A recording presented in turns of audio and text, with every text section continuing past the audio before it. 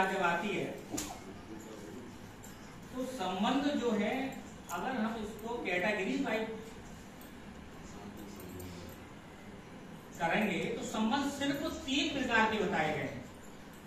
पहला संबंध है प्राइमरी, दूसरे सेकेंडरी और तीसरे होते हैं थर्ड। तो जो हमारे प्राइमरी संबंध है, प्राथमिक रिलेशन जिसे हम कहते हैं, वो 3 ही जगह पाए जाते हैं, चौथी जगह होती ही नहीं है।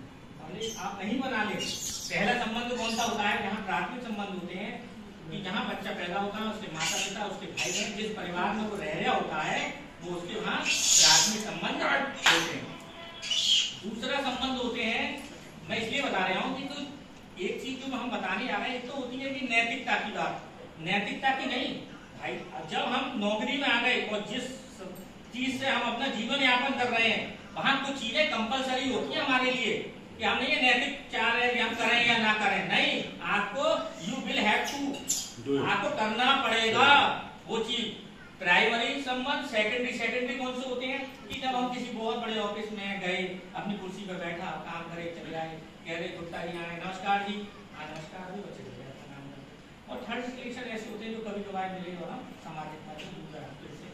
तो अब मैं बताऊंगा प्राइमरी रिलेशन कौन से होते हैं। पहला मैंने बताया परिवार, दूसरा होता है आपका खेल का समूह, जहाँ बच्चे आपस में दोस्त बनाकर खेलते हैं, और तीसरा समूह वो होता है जहाँ जिनके बीच में काम करते हैं। समझ गए आप? तो हमारा कौन सा संबंध होगा? जिनके बीच में बच्चों के बीच काम कर रहे हैं, तो वहाँ हमें कौन सा संबंध निभाना है? प्राइमरी। सेकेंडरी रिलेशन होता है टच एंड गो, टच और गो। तो वहां हम करते क्या है? यही तो हम करते आए हैं। अरे साहब, गांव के बच्चे हैं, देहात के बच्चे हैं, तमाम जाति बिरादरी के बच्चे हैं, अनेक धर्मों के बच्चे वहां आ रहे हैं, और वहां हम कौन से संबंध निभाते हैं? Touch and go, secondary relation. वही जो है हमारा कम्युनिकेशन गैप का कारण बन जाता है।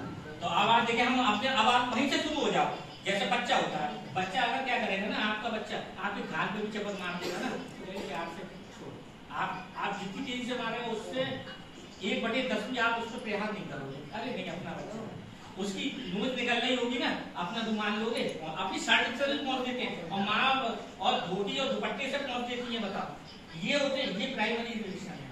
कोई बात होगी वो नहीं कह पाएगा बच्चा, उसकी पीड़ा को माँ पिता समझ जाएंगे। समझ गए? हम कुछ कह नहीं रहे, सिर्फ भाव से ही समझ रहे हैं दूसरे को।